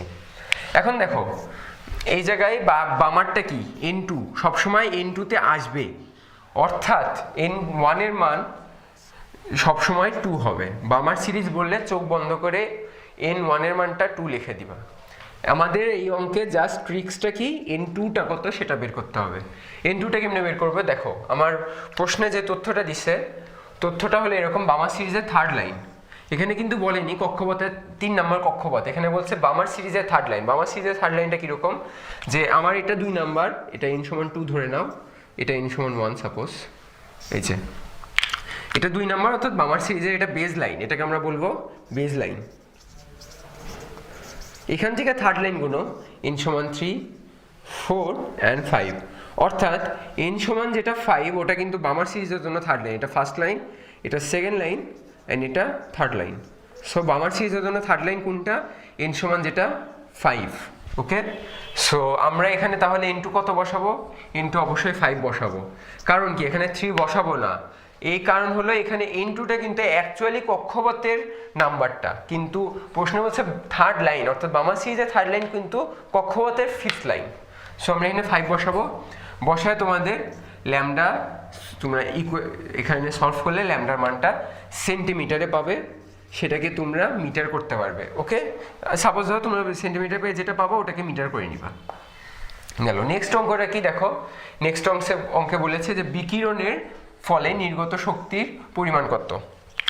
ওকে, বিকিরণটা কেন বলা হয়েছে দেখো, আমরা কিন্তু ওই যে আগের কনসেপ্টে ফিরে যাচ্ছি, যে এখান থেকে কিন্তু সেকেন্ড লাইনে আসছে, 5th লাইন থেকে সেকেন্ড লাইনে আসছে, এখানে শক্তি বেশি এখানে শক্তি কম, অর্থাৎ শক্তি কিন্তু ইলেকট্রন বিকিরণ করে দিচ্ছে। ওই কারণে বলা হয়েছে যে বিকীর্ণ বা নির্গত শক্তির পরিমাণ কত। নির্গত শক্তির পরিমাণ কিভাবে বের করবো, E=hc ডিভাইডেড বাই ল্যামডা, অর্থাৎ এখানে যে মানটা আছে সেই মানটা কি এই যে এই জায়গাটায় তুমি ক্যালকুলেশন করে যে মানটা পাবো ওটা কিন্তু এখানে ডাইরেক্ট hc এর সাথে গুণ করে দিতে পারবে।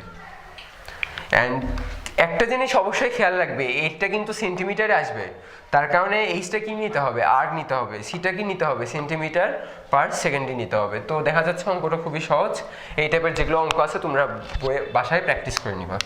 এরপর আমরা নেক্সট অঙ্কে যাচ্ছি। নেক্সট অঙ্কটা কি, বামার সিরিজের সর্বনিম্ন ও সর্বোচ্চ শক্তি, তরঙ্গ দৈর্ঘ্য ও তরঙ্গ সংখ্যা, অর্থাৎ সর্বনিম্ন শক্তি, সর্বনিম্ন তরঙ্গ দৈর্ঘ্য ও সর্বনিম্ন তরঙ্গ সংখ্যা, এগুলো বের করতে হবে।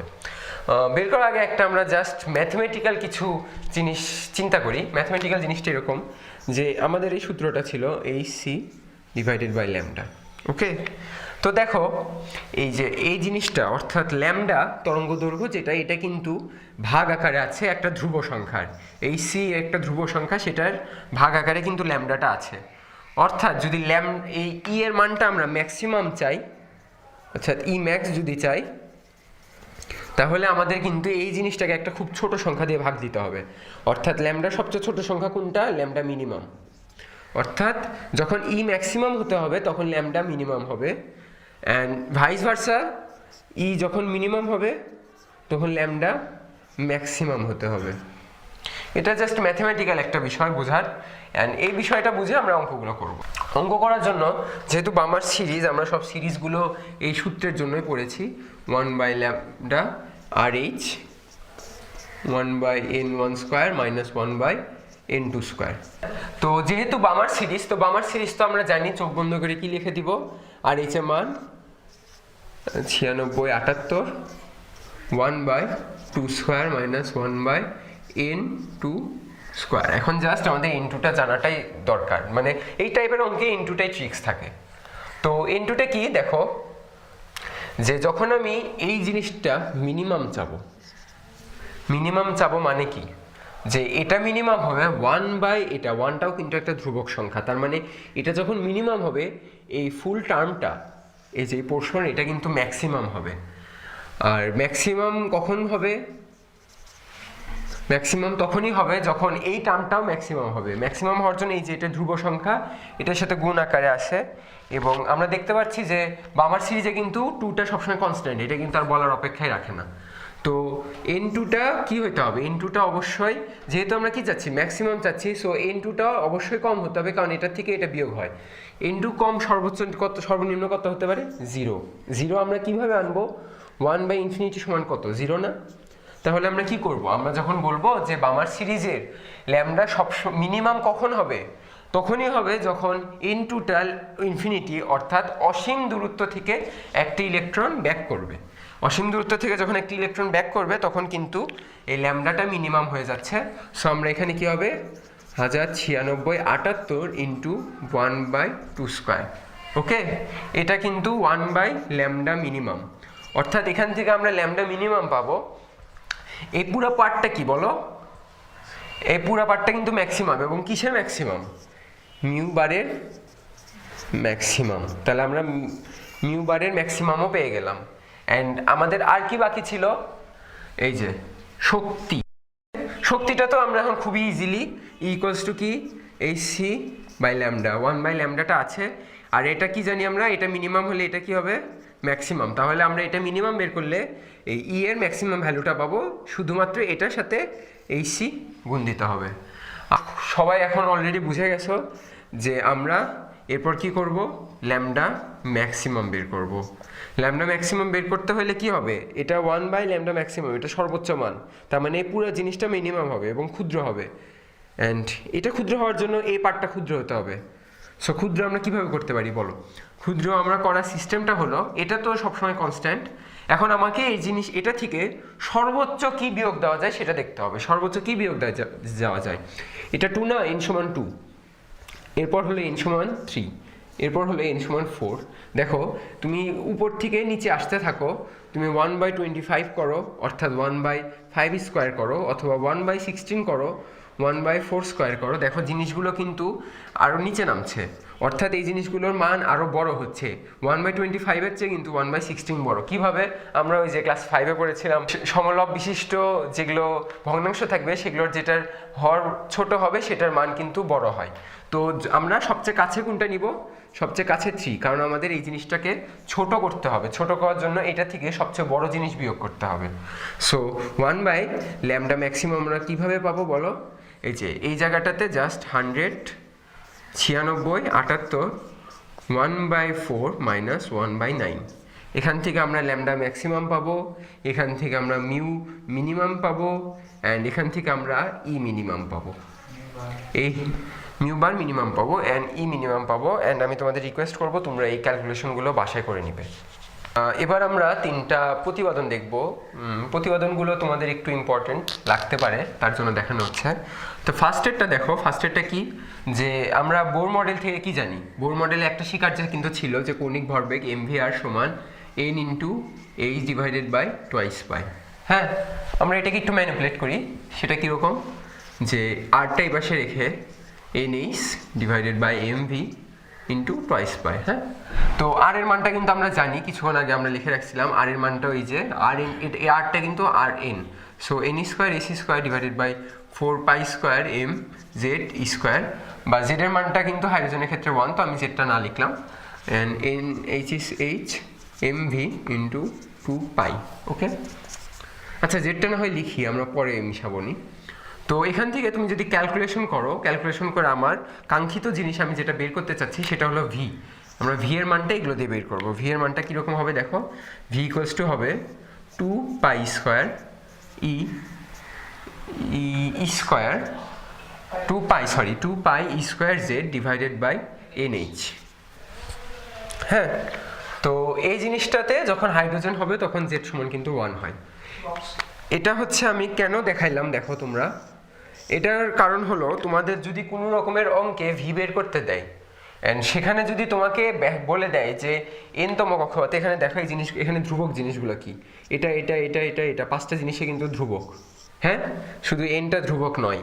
সো তোমাকে যদি বলে শুধু n বলে দেয় আর কিছু না বলে যে কক্ষপথে ইলেকট্রনের বেগ কত, তখন তোমাকে এই প্রসিজারে যেতে হবে। অ্যান্ড তোমাকে যদি বলে দেয় যে একটা কক্ষপথের ব্যাসার্ধ আর সমান এত, অ্যান্ড এই কক্ষপথের মানে সংখ্যা অর্থাৎ কক্ষপথের প্রায় কোয়ান্টাম নাম্বার যেটা এন সেটা হলো এত, যদি এই দুইটা মান বলে দেয় তাহলে জাস্ট আমরা এই সূত্রটাতে ইউজ করতে পারবো, কারণ আমার এম জানা আছে, ইলেকট্রনের ভর, এইচ পাই সবই জানা আছে, জাস্ট এর ভি এন আর আর এর মান বসায় দিব, ভি পেয়ে যাব। কিন্তু যদি তোমাকে আর এর মানটা না বলে তখন তোমাকে কিন্তু এই প্রসেস ছাড়া আগানোর কোনো ওয়ে নেই। ওকে, এটা হলো আমাদের ফার্স্ট প্রতিপাদনটা। আমরা এখন যেটাতে আসবো সেটা হচ্ছে ডি ব্রগলি সমীকরণ। ডি ব্রগলি সমীকরণটা কি সেটা আমরা একটু প্রতিপাদন করেই দেখাই। তো আমরা আইনস্টাইন থেকে পাই কিন্তু ইকুয়ালস টু এমসি স্কোয়ার, হ্যাঁ, অ্যান্ড প্লাঙ্কের তথ্য থেকে পাই ইকুয়ালস টু এইচ নিউ, হ্যাঁ। তো আমরা এই দুইটা কই থেকে আনলাম, আমরা জানি ইলেকট্রনের দ্বৈত প্রকৃতি, ইলেকট্রন কণা অ্যান্ড তরঙ্গ দুইটার মতো করেই আচরণ করে। সো ইলেকট্রনের এই দুইটা ধর্মকে আমরা ইকুয়াল দেখাতে পারি, কারণ এই দুইটাই কিন্তু ইলেকট্রনের শক্তি নির্দেশ করতেছে।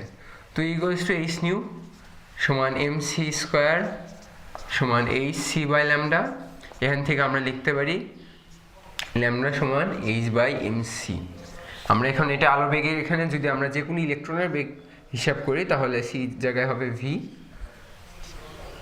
যেটা ল্যামডা, অ্যান্ড এটাই আমাদের কাঙ্ক্ষিত ডি ব্রগলির ইকুয়েশন। ওকে, দেন আমরা নেক্সট টপিকে যাই। নেক্সট টপিকটা আরেকটু সহজ, এটা আমরা জাস্ট দেখাইলাম, আরেকটা কারণ সেটা পরে তোমাদের দেখানো হবে। আরেকটা জিনিস দেখাই, সেটা হলো দেখো তোমরা বোর্ডের ওই তত্ত্বটাতে আমরা আবার যাই, এম ভি আর সমান N H divided by twice pi, সেখান থেকে আমরা লিখতে পারি টোয়াইস পাই আর সমান N H divided by M V, হ্যাঁ। তো এখানে দেখো যে ডি ব্রগলির এই যে জিনিসটা আসলো, আমরা এখানে রিপ্লেস করতে পারি এই পোর্শনটুকু। তো টোয়াইস পাই আর সমান কি হবে এন ল্যামডা। ওকে, তো এই জিনিসটা, এই পুরো ইকুয়েশনটা একটা ভৌত এক্সপ্রেশন মিন করে। এক্সপ্রেশনটা হলো এরকম যে কোনো একটা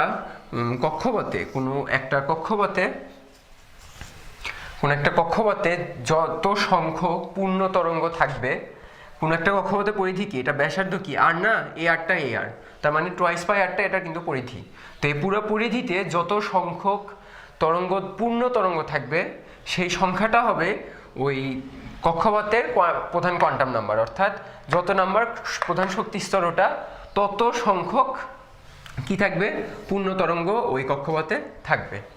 ওকে, যে সেইটুকু করে আমরা এখন অঙ্কে চলে যাই। ওকে, আমরা একটা নেক্সট অঙ্কে যাই। অঙ্কটা খুবই ইজি, জাস্ট ধরতে পারা। কিভাবে দেখো, প্রশ্নে কি বলেছে যে একটা ইলেকট্রনের গতিশক্তি 5.75 × 10⁻⁻24 জুল, এর তরঙ্গ দৈর্ঘ্য কত ন্যানোমিটার, ল্যামডা, আমি জাস্ট শর্টকাট লিখছি ল্যামডা কত ন্যানোমিটার। ওকে, তো দেখো ফার্স্টে কি বলছে গতিশক্তি, তো আমার যে তথ্যটা আছে ওই তথ্য নিয়ে আমরা কাজ করি। আমরা জানি গতিশক্তি কি, গতিশক্তি সমান half M V square equals to কত 5.75 × 10⁻⁻24।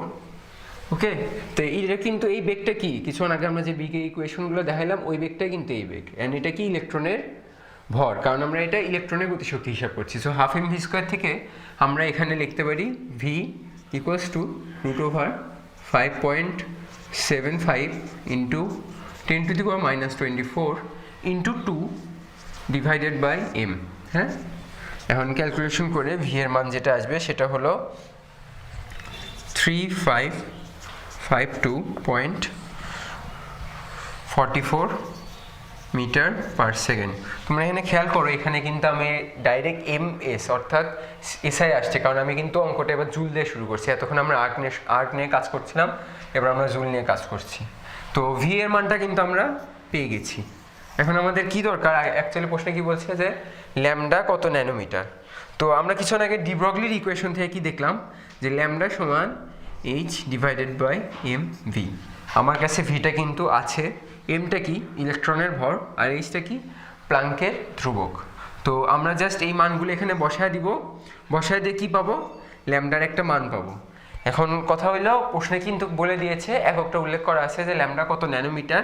সো অ্যান্সার যাই আসুক তোমাকে কিন্তু ন্যানোমিটারে প্রকাশ করতে হবে, অ্যান্ড দ্যাটস দ্য অ্যান্সার। তো নেক্সট যে অঙ্কটা দেখছি, অঙ্কটাও খুব ইজি বাট একটু লেন্দি।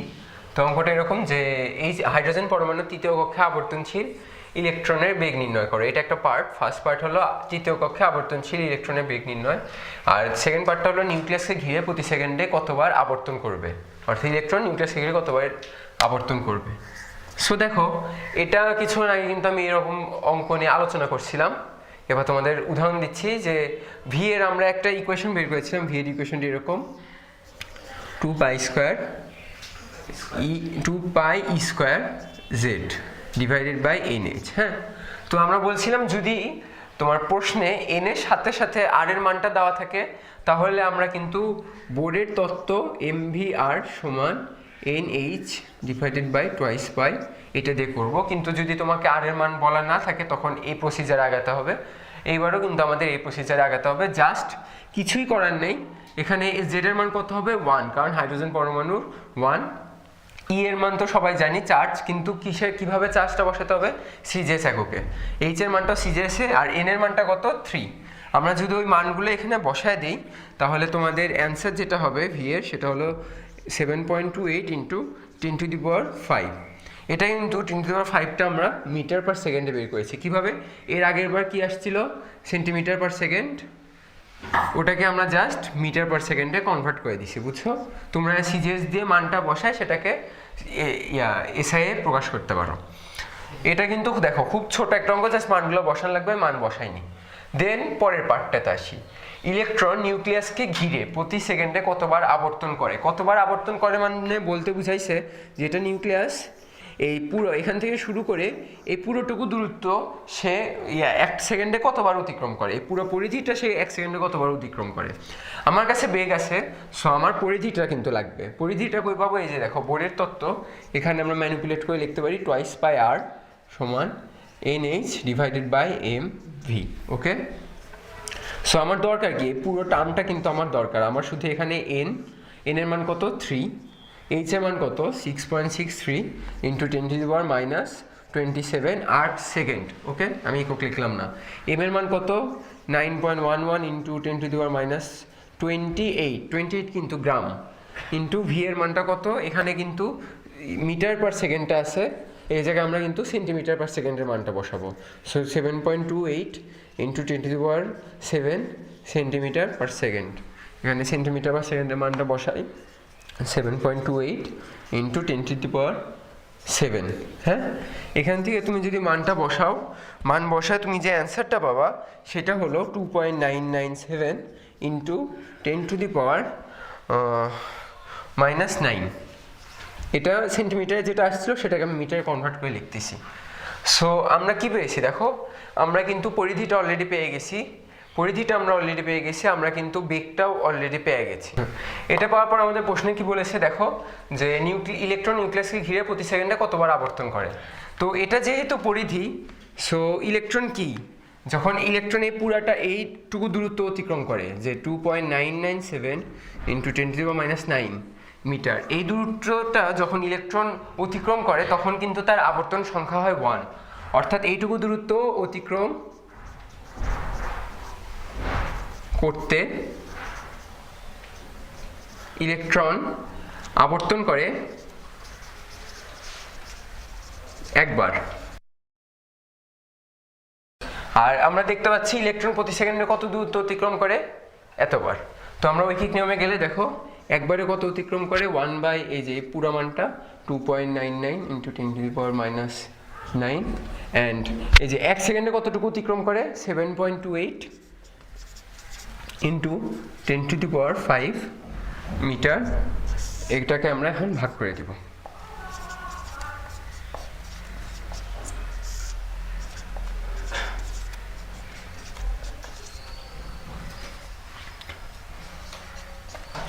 তো তোমরা এটা ক্যালকুলেশন করে যেটা পাবা সেটা হচ্ছে 2.43 ইন্টু 10⁻14 বার, অর্থাৎ 1 সেকেন্ডে ইলেকট্রন এতবার এই পুরা পরিধিটাকে অতিক্রম করবে। ওকে, তো এইটাই ছিল আমাদের এই অঙ্কের অ্যান্সার। আচ্ছা, এরপরে যে অঙ্ক সেটা হলো, তো শিক্ষা পরীক্ষায় ক্যালসিয়াম আয়ন 680 ন্যানোমিটার তরঙ্গ দৈর্ঘ্যের আলো দেয়, তো 1 মোল ফোটনের শক্তি নির্ণয় করতে বলছে। দেখো এখানে কি দেওয়া আছে, এখানে তরঙ্গ দৈর্ঘ্যটা দিয়ে দেওয়া আছে, তরঙ্গ দৈর্ঘ্য দেওয়া আছে, আমার শক্তি বের করার কোনো ব্যাপারই না, hc ডিভাইডেড বাই ল্যামডা। এই ল্যামডাটা জাস্ট এখানে বসায় দিব, অ্যান্ড এটা আমরা কিসে বসাবো, সেন্টিমিটারে বসাবো। তোমরা মিটারে বসাতে পারো, এটাতে কোনো সমস্যা নেই, কারণ এখানে এই তিনটাও যদি এসআই বসাও এটাও এসআই বসাও, কিছু যায় আসে না। এই প্রশ্নটা দেওয়ার অ্যাকচুয়াল কারণ হলো এই যেই এখান থেকে যে শক্তির মানটা পাবা এটা কিন্তু একটা ফোটনের শক্তি। হ্যাঁ, প্রশ্নে কিন্তু বলে দিয়েছে 1 মোল ফোটনের শক্তি। সো এখানে আমরা কি পাইলাম, একটা ফোটনের শক্তি। সো এখান থেকে যে শক্তির মানটা পাবো সেটাকে আমার নাম্বার অফ অ্যাভোগাড্রো বা অ্যাভোগাড্রো সংখ্যা দিয়ে গুণ করতে হবে, তাহলে আমরা 1 মোল ফোটনের শক্তি পাবো। হ্যাঁ, তারপরে প্রশ্ন বলছে যে 1 আইনস্টাইন শক্তি নির্ণয় করো। এটা একদম অ্যাকচুয়ালি জিনিসটা হলো কি, এটা একটা তথ্য দেওয়ার জন্য আমরা এই অঙ্কটা এনেছি। তথ্যটা হলো এরকম যে 1 মোল ফোটন এর শক্তি সমান 1 আইনস্টাইন শক্তি।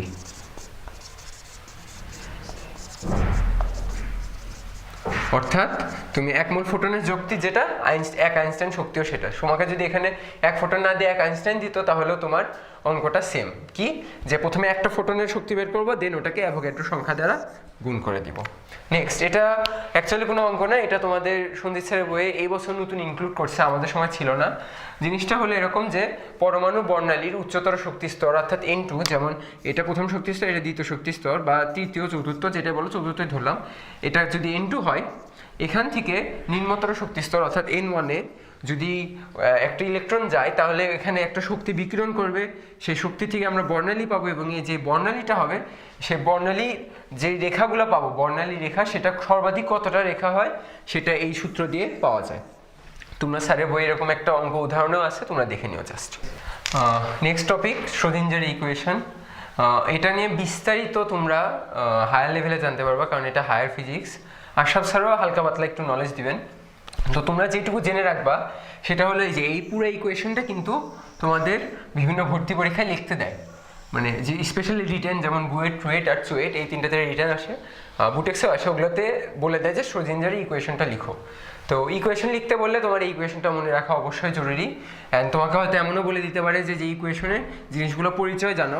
তো পরিচয়গুলো এরকম যে এখানে ইউটা হলো ইলেকট্রনের স্থিতিশক্তি, ইটা হলো ইলেকট্রনের মোট শক্তি, আর এম তো জানি ইলেকট্রনের মাস, আর সাইটা হলো তরঙ্গ ফাংশন। তো এখানে একটা জিনিস জেনে রাখো যে লেখার সময় এটা কিন্তু অবশ্যই ডেল লিখতে হবে, বুঝছো? এখানে এটা কিন্তু অবশ্যই ডেল হবে, এখানে কিন্তু তুমি ডি লিখতে পারবে না, কারণ এখানে পার্শিয়াল ডিফারেন্সিয়েশন করা হয়েছে। জাস্ট এইটুকু জেনে রাখো, এর চেয়ে বেশি জানার কিছু দরকার নেই। এইটুকু জানলে হচ্ছে। দেন আমরা আসি এই জিনিসটাতে, এটার একটা তাৎপর্য আছে। এটার তাৎপর্য হলো এই যে ইন্টিগ্রেশন -ইনফিনিটি থেকে +ইনফিনিটি সাই স্কোয়ার ডিএক্স ডিওয়াই ডিজেড। এটাকে তোমরা এইভাবে লিখতে পারো যে ইন্টিগ্রেশন মাইনাস প্লাস সাই স্কোয়ার ডি ভি। এখানে ভিটা দ্বারা কি নির্দেশ করতেছে, আয়তন, কারণ x × y × z। হ্যাঁ, এটা 1। এই দুইটা জিনিসের একটা মিনিং আছে। মিনিংটা হলো এরকম যে সমগ্র বিশ্বে একটা ইলেকট্রন পাওয়ার সম্ভাবনা 1। কিভাবে দেখো, সাই স্কোয়ার দিয়ে বোঝায় যে সাই স্কোয়ার দিয়ে ইলেকট্রন পাওয়ার সম্ভাবনা বোঝায়, কোনো স্থানে ইলেকট্রন পাওয়া, কোনো ত্রিমাত্রিক স্থানে ইলেকট্রন পাওয়ার সম্ভাবনাটা সাই স্কোয়ার দিয়ে বোঝায়। আর সাই হলো তরঙ্গ ফাংশন, যেটা দ্বারা ইলেকট্রনের বিস্তৃতি বোঝায়। এটা মেইনলি কোনো ভৌত তাৎপর্য নেই। তে যখন ইন্টিগ্রেশন -ইনফিনিটি থেকে +ইনফিনিটি, অর্থাৎ -ইনফিনিটি থেকে +ইনফিনিটি দিয়ে এখানে বোঝানো হয়েছে যে সমগ্র বিশ্বে সাই স্কোয়ার ডিভি সমান 1। অর্থাৎ আমরা কিন্তু, তোমরা কিন্তু সম্ভাবনায় পড়ছো যে নিশ্চিত ঘটনা হলে কি হয়, নিশ্চিত ঘটনা মানটা কিন্তু 1 হয়, কারণ ওটা ঘটবেই। তো এটা দ্বারা বোঝায় যে নিশ্চিত, যে সমগ্র বিশ্বে একটা ইলেকট্রন নিশ্চিতভাবে পাওয়া যাবে। ওর জন্য সাই স্কোয়ার ইন্টিগ্রেশন -ইনফিনিটি থেকে +ইনফিনিটি সাই স্কোয়ার ডিভি, বা এই যে এই পার্টটা, এটার অর্থ হলো যে সমগ্র বিশ্বে একটা ইলেকট্রন পাওয়ার সম্ভাবনা 1। আর এটার মান যদি কখনো দেখো যে 90 থেকে 95% হয়, তাহলে বুঝে নিতে হবে যে ওই জায়গাটায় ইলেকট্রন পাওয়ার সম্ভাবনা অনেক বেশি। আর আমরা কিছুক্ষণ আগে কিন্তু পড়েছিলাম যে ইলেকট্রন পাওয়ার সম্ভাবনা কোথায় বেশি, যে জায়গাটাতে অরবিটাল, অর্থাৎ অরবিটালের সঙ্গে আমরা বলছিলাম যেখানে ইলেকট্রন মেঘ অনেক ঘন। সো ওই এই মানটা হলে ওটা কিন্তু অরবিটাল হয়। ঠিক ইউভি রে এর মাধ্যমে জাল টাকা শনাক্তকরণ। জাল টাকা শনাক্তকরণের ক্ষেত্রে ইউভি রেটা আমরা নর্মালি ইউজ করে থাকি। জাল টাকার সাথে সাথে জাল পাসপোর্টও বলা যায়। তো যেগুলো রিয়েল টাকা বা রিয়েল পাসপোর্ট, ওটাতে একটা কালি, বিশেষ কালি ব্যবহার করা হয়, তোমরা এটার নাম অলরেডি জানো, ফ্লোরোসেন্ট ফসফোর। হ্যাঁ, তো এই ফ্লোরোসেন্ট ফসফোর কালিটা ইউভি রের প্রতি সংবেদনশীল। এটা হচ্ছে একটা টাকায়, যেটা রিয়েল টাকা ওটাতে ইউজ করা হয়, কিন্তু যেগুলো জাল টাকা ওগুলো তো কম্পিউটার প্রিন্টার বা অন্য কোনো রকমের প্রিন্টার থেকে প্রিন্ট করা হয়, তার কারণে ওরা এই কালিটা ওরা ইউজ করতে পারে না। সো ফ্লোরোসেন্ট ফসফোর যখন এখানে ইউজ করা হয়, এটা হলো ইউভির প্রতি সংবেদনশীল। যখন ইউভি রেটা এখানে পড়ে, হ্যাঁ, তোমরা জেনে রাখো যে ইউভি রের কিন্তু তরঙ্গ দৈর্ঘ্য অনেক কম, 350 এর ন্যানোমিটারেরও কম। সো ইউভি রে, যে দেখো আমি একটু মানে তরঙ্গ দৈর্ঘ্যটা কম, সে তরঙ্গ দৈর্ঘ্য কমের যখন ইউভি রে এখানে পড়ে, তখন কিছু পরিমাণ শক্তি, যে ইউভি রে যে শক্তিটা আছে, কিছু পরিমাণ শক্তি এখানে কি হবে, শোষিত হবে। শোষিত হওয়ার পরে বাকি শক্তিটুকু বিকীর্ণ হয়। কিন্তু দেখো, যে পরিমাণ শক্তিটা কিন্তু এখানে এসেছিল, যে পরিমাণ ইটা এখানে এসেছিল, তার থেকে কিছু পরিমাণ শক্তি এখানে শোষিত হয়ে যায়, যার কারণে ইটা কিন্তু কমে গেছে। তার কারণে পরের যে ই প্রাইমটা বিকিরিত হবে, ওটার মান কিন্তু কম, অ্যান্ড মান কম হইলে তরঙ্গ দৈর্ঘ্যটা বেশি হবে। আমরা কিন্তু কিছু আগে দেখেছিলাম। সো তরঙ্গ দৈর্ঘ্যটা হবে এরকম, মানে ইয়াটা এরকম হবে। সো দেখো, পরে ঘটনাটা ঘটে কীভাবে, যে ইউভি রে পরে কিছু শক্তি শোষিত হয় এবং বাকি শক্তি বিকীর্ণ হয়, এবং বিকীর্ণ শক্তির যে তরঙ্গ দৈর্ঘ্য ল্যামডা, সেটা আমাদের দৃশ্যমান তরঙ্গ দৈর্ঘ্যের রেঞ্জের মধ্যে পড়ে যায়। এই দৃশ্যমান তরঙ্গ দৈর্ঘ্যের রেঞ্জের মধ্যে পড়ে যাওয়ার কারণে আমরা বিভিন্ন কালার দেখতে পারি, যেই কালারগুলো বের হওয়ার প্রক্রিয়াটাকে বলা হয় অনুপ্রভা। এখান থেকে যে শক্তি নিঃসরিত হয়, এই নিঃসরিত হওয়ার প্রক্রিয়াটাকে বলা হয় অনুপ্রভা, এবং যে বিভিন্ন কাগজের জন্য, বিভিন্ন টাকার জন্য আলাদা আলাদা বর্ণ বের হয়, যেই বর্ণগুলোর দ্বারা আমরা জাল টাকা এবং রিয়েল টাকার মধ্যে পার্থক্যটা করতে পারি। এবার আমরা এসেছি আজকে আমাদের লেকচারের লাস্ট টপিক, সেটা হচ্ছে শিক্ষা পরীক্ষা। আমরা আজকে বলছিলাম যে লেকচারের টপিকের নামের মর্যাদা রেখে শুরু করছিলাম যে ইলেকট্রনের মানে কণাগুলি গুণাবলী। এবার আমরা গুণগত কিছু বিশ্লেষণে যাব। হ্যাঁ, তো গুণগত বিশ্লেষণটা কেমন, শিক্ষা পরীক্ষার মাধ্যমে আমরা ধাতব মৌল শনাক্ত করি। সো ধাতব মৌল যেগুলো, সেগুলো কিন্তু লবণ হিসেবে থাকে। তার মধ্যে যেগুলো ক্লোরাইড লবণ, কোনো ধাতব মৌলের ক্লোরাইড লবণ যেগুলো, ওগুলো বেশি উদ্বায়ী। সো আমরা ফার্স্টে ট্রাই করি যে, শিক্ষা পরীক্ষা তো তোমরা জানোই কী করা হয়, শিক্ষা পরীক্ষায় কোনো লবণ ধরে সেটাতে যে কালারটা আসে, ওই কালার থেকে লবণ শনাক্ত করা হয়। তো আমরা যেহেতু কালারটা আনতে চাই, তার জন্য আমরা ফার্স্টে কোনো একটা লবণকে উদ্বায়ী করব, এবং উদ্বায়ী করার জন্য আমরা ওটাকে ক্লোরাইড লবণে পরিণত করি। সো সাপোজ ধরো ফার্স্টে ক্যালসিয়াম কার্বনেট একটা লবণ নিলাম, এটাকে আমরা HCl এ ডুবাবো। HCl এ ডুবানো হয় কি জন্যে, লবণকে উদ্বায়ী করার জন্য। এইরকম প্রশ্ন আসে যে কেন শিক্ষা পরীক্ষায় HCl ব্যবহার করা হয়, তোমরা কিন্তু এখন কারণটা অলরেডি জেনে ফেলেছো।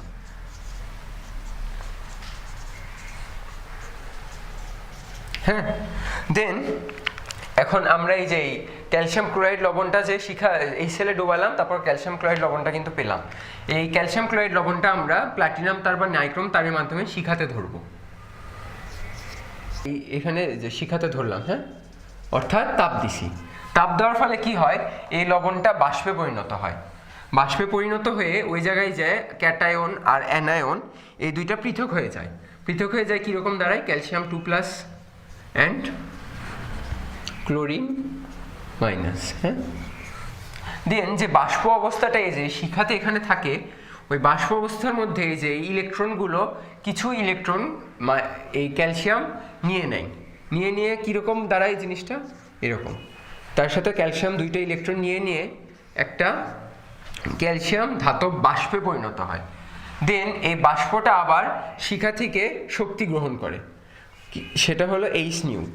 এই শক্তিটাই শোষণ করার পর ক্যালসিয়াম হচ্ছে একটি অস্থায়ী অবস্থায় পরিণত হয়। অস্থায়ী অবস্থাটা কীরকম, যে একটা নিউক্লিয়াস, এই যে অস্থায়ী অবস্থা, এখানে লাস্ট ইলেকট্রনটা ছিল সাপোজ ক্যালসিয়ামের সর্ববহিস্থ স্তর, এটা সর্ববহিস্থ স্তর থেকে ইলেকট্রনটা এখানে যায়। এটা কিন্তু স্থায়ী অবস্থা, ইলেকট্রনটা এখানে সরে যাওয়ার কারণে এটা অস্থায়ী অবস্থায় পরিণত হয়। কিন্তু ওইখানে যে শক্তি, যে এই শক্তিটা যে শোষণ করে, ওই শক্তিটা শোষণ করে ওখানে ঘোরার জন্য যেই শক্তিটা প্রয়োজন, অর্থাৎ ইলেকট্রনের এই জায়গায় ঘূর্ণনের জন্য যে শক্তি প্রয়োজন, সেই শক্তিটা ইলেকট্রন পায় না, না পেয়ে ইলেকট্রন আবার ব্যাক করে। ব্যাক করার সময় কি করে, এই যে এই পরিমাণ শক্তি যেটা শোষিত করেছিল সেটা বিকিরিত করে দেয়।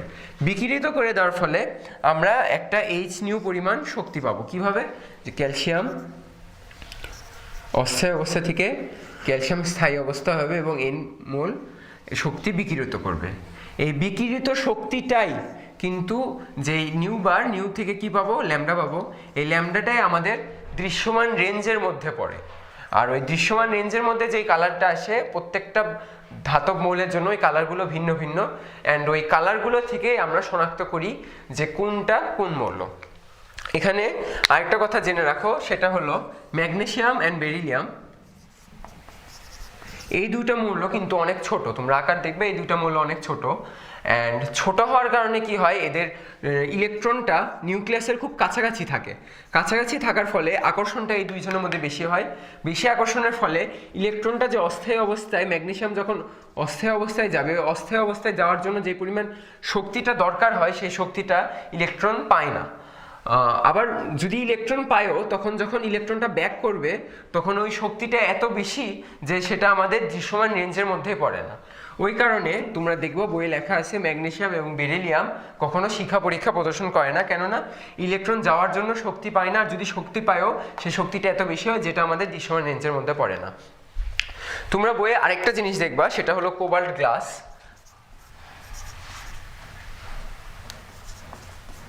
কোবাল্ট অথবা ব্লু গ্লাস, এই তোমাদের ছক দেওয়া আছে, দেখবা শিক্ষা পরীক্ষার ছক, কোন মৌল কোন বর্ণ দেয় সেটা তোমরা জেনে রাখো, এটা কিন্তু তোমাদের এমসিকিউতে আসে।